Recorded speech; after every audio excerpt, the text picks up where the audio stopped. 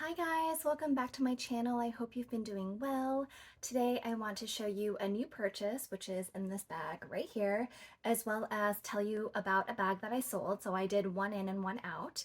The first part of the video will be a little bit chatty as I will be getting into my experience selling at Fashionphile and kind of the mistakes that I've made and what I've learned from. So I'll also insert the timestamp of where I actually reveal this bag in case you want to just fast forward to that section. So the first part of the video, I'm going to tell you about the bag that I sold. So the bag that I recently sold was my Celine Cabas, and that is in the small size, and I did sell that to Fashionphile.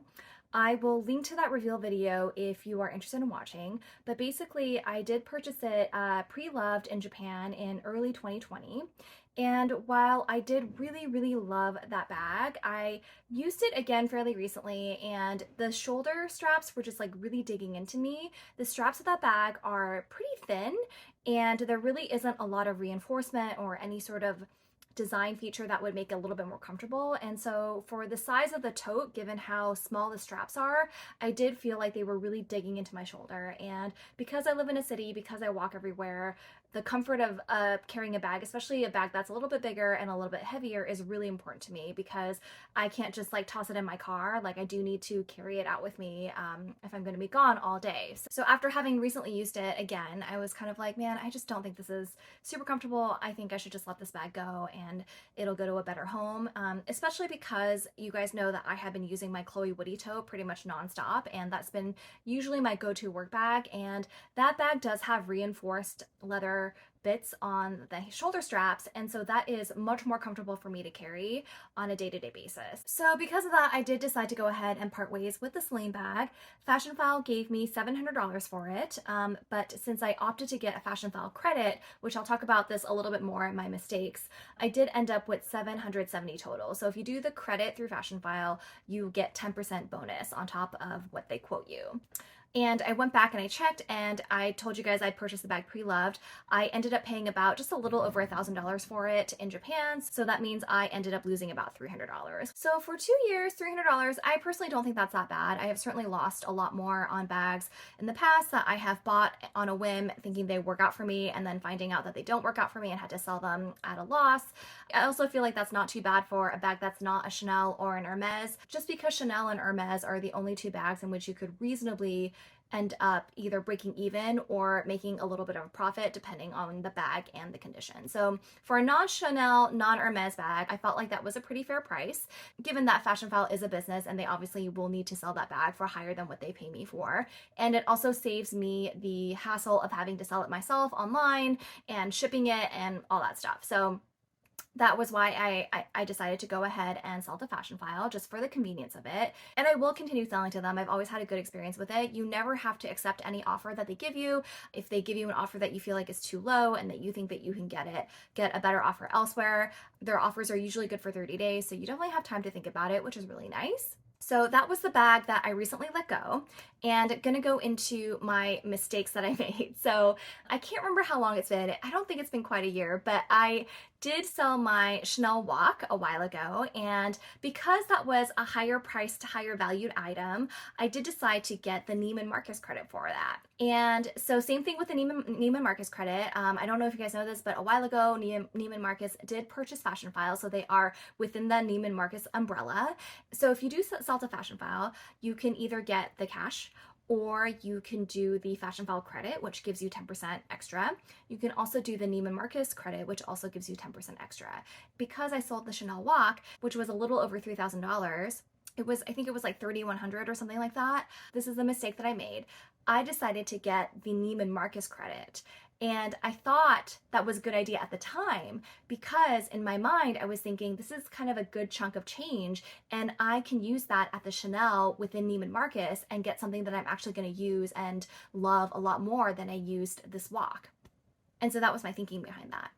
So there's a Neiman Marcus literally right down the street from me, and pretty much anytime I had downtime, anytime I was downtown, anytime I had time in between errands, I would just pop in, I'd browse that Chanel and see if there was anything that I wanted.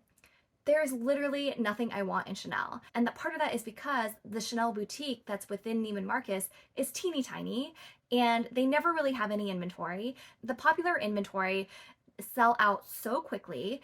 And I did try to develop some relationships with SAs there. I started chatting with a few SAs, letting them know what I was looking for, exchange numbers, would text them periodically, but nothing that I really wanted ever came into stock. So that became incredibly frustrating because I'm sitting on over $3,000 of credit at Neiman Marcus that I specifically wanted to use at a place like Chanel, and I can't use it. And the thing with a gift card is that it's only as good as if you actually use it. It does you no good if it's just burning a hole in your pocket. I also feel a slight pressure with gift cards just because I do feel like I want to use them, and I want to use them within a reasonable amount of time, especially if you're planning on using it at a place like Neiman Marcus. In this case with Chanel, we all know that they are notorious for their price increases. And I'm just like, I'm not going to sit on this gift card for 5 years, because by then the things I want in Chanel are already going to have gone up, 10%, if not more. So I felt a little bit of pressure of wanting to use it fairly quickly.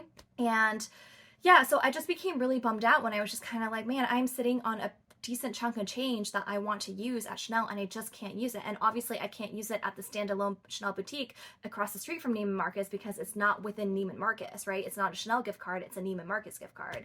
That was a little bit of poor planning that I made. I just didn't think ahead enough to be thinking how I was going to use that gift card. And so in hindsight, I really should have just gotten the Fashionphile gift card instead, just because Fashionphile has a ton of inventory. I know that if I had gotten the Fashionphile credit instead of the Neiman Marcus credit, I certainly would have used it by now. So I wouldn't have the problem of trying to figure out what to use it for. And I'm not 100% sure about this part, so if you have sold to Fashionphile and you did receive a tax form, let me know. But because the cash value was $3,000, I didn't want to have to report that to the IRS. So if it's over a certain amount, which I think it's if it's over $600, places will send you a form that you need to submit to the IRS to report it as part of your supplementary income. And so that was another reason why I wanted to do the Neiman Marcus credit. But now moving forward, I've learned my lesson. I am just going to go ahead and do Fashionphile credit only. Obviously a lot of people opt to get cash, which I totally understand why you would do that. With cash, you can keep it, you can save it, you can invest it. But at the time when I sold the Chanel Walk, I didn't want to do the cash option because I didn't want to report it to the IRS. So that brings me to the reveal, finally. I had my eye on this bag for a while, but I just kept talking myself out of it because of the price. But because I'm sitting on this Neiman Marcus gift card that I really want to use, I walked by Prada, I saw that they had it in stock, and I was just kind of like, I think I'm just going to go ahead and get this. So let me just scoot over, and so here is the bag. So I did purchase this at the Prada boutique that's within Neiman Marcus in San Francisco, and it is beautifully packaged. Their bags are so, so gorgeous. So let's go ahead. I need to untape this.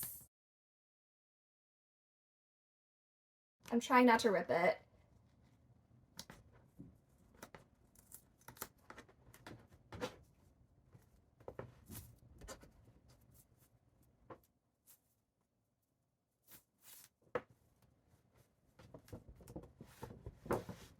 Here's the dust bag. And to reveal,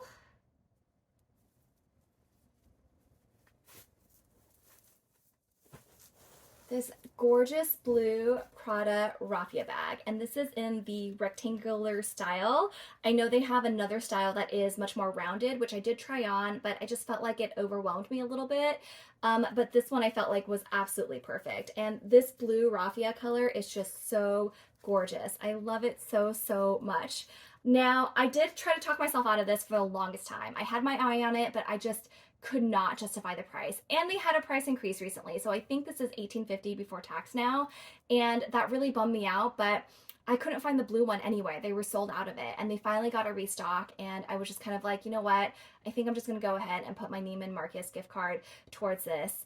I still have a little bit of a balance on the gift card, but yeah, I am going on vacation next week, and I'm gonna be spending a lot of time at the beach, and I just thought this is gonna be the perfect beach bag. I do think it's an absurd amount of money to spend on a Raffia bag. I'm just gonna say it. It is. It's not leather, it's Raffia, and my Loewe Raffia bag, which I got a few years ago and I absolutely adore as well, wasn't even $1,000. The fact that you're paying $1,850 plus tax for this is so absurd, and I fully own that and understand that. But you know what? The heart wants what it wants, and I could not get this bag out of my mind. I just think it's gonna look so cute on vacation, and I do really feel like this is a bag I will use for years to come. I do think the Raffia is very, very durable. It's comfortable. It doesn't poke at you. Like, just running my fingers over it, I wouldn't say it's soft, but it's certainly not, it's not uncomfortable. It's not textured in a way that hurts you or would dig into your side or poke you or anything like that. So I do think that this will be a very comfortable carry.